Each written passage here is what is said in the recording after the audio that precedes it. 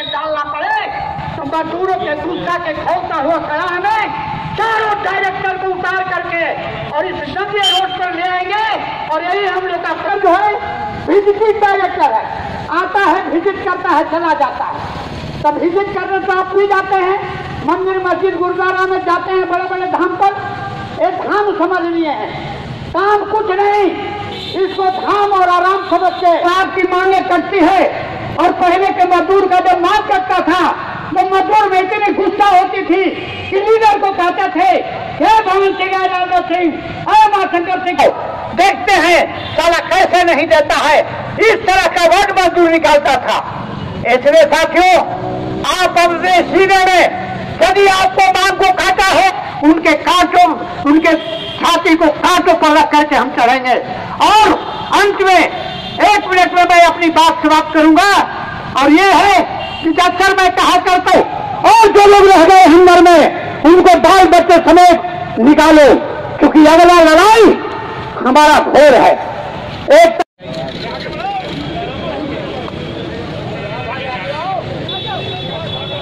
साथियों, सबसे पहले आपके जिंदगी से संबंधित है और इससे हट करके हम लोग कोई काम नहीं करेंगे। ये आपके सामने हम लोग इस प्रस्ताव के माध्यम से वादा करते हैं। हम लोग पहला प्रस्ताव है कि payment should be made within 7 days all the permanent supply including contract workers of ATC राशि चार्ज। सारे को पेमेंट करने का पहला प्रस्ताव हम लोगों ने दिया है।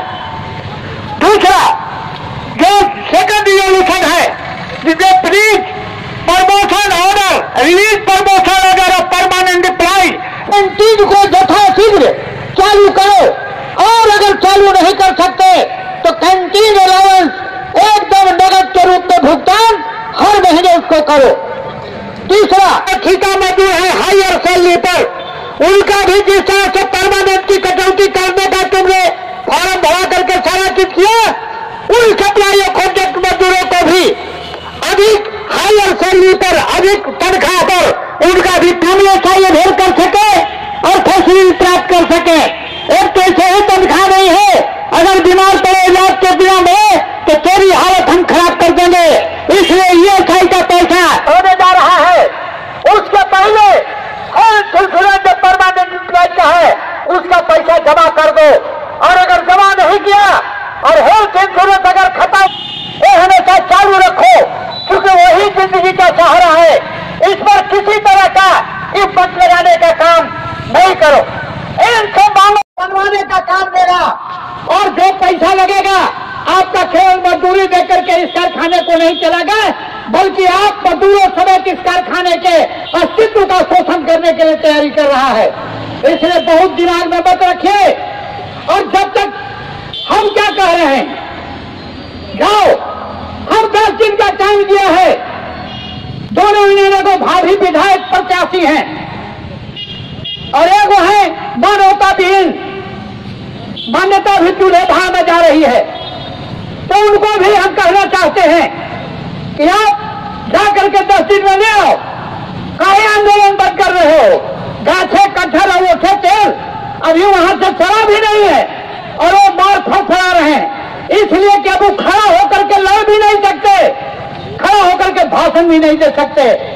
और दूसरा वाला जो सरकारी रिकॉग्नाइज है उसका भाषण देगा, वो तो बार मिल आया।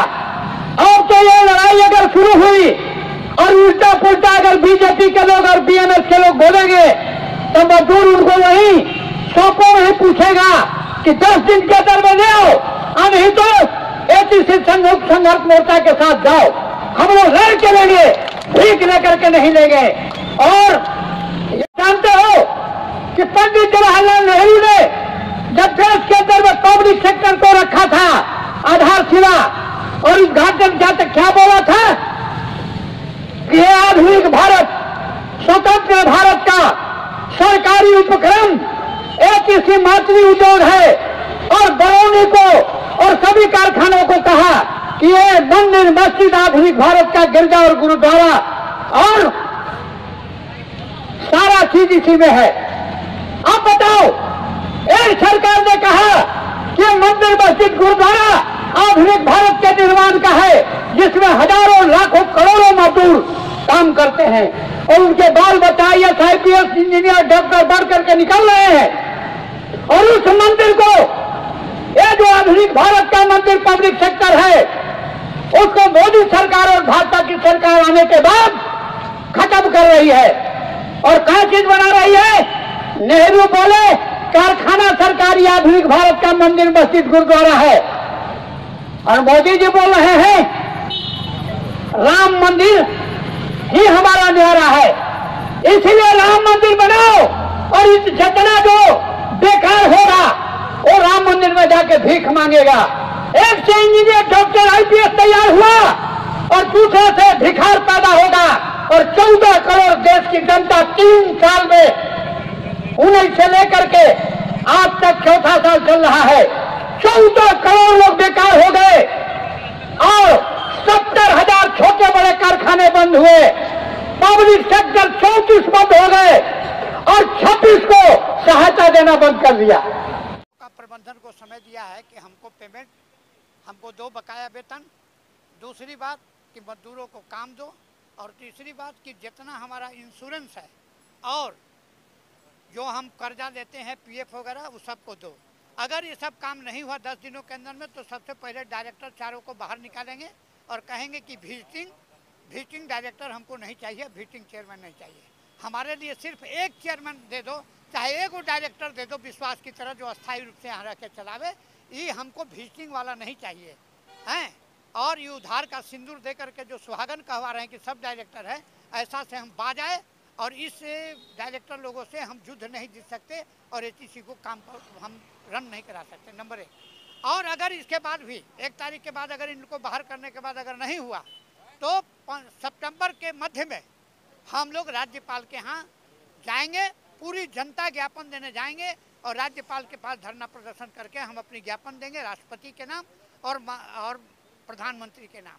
तीसरी बात, अगर नहीं हुआ तो ये भाजपा कार्यालय का घेराव सितंबर महीने के अंत तक मास मूवमेंट, जिसमें उसमें किसी भी दल के हों, कोई भी हो, जो HEC बचाने के लिए हमारे साथ चलेंगे। मतलब नारा होगा कि जो घर जा रहे आपनो चले हमारे साथ, और हम लोग BJP कार्यालय पर हमला बोलेंगे।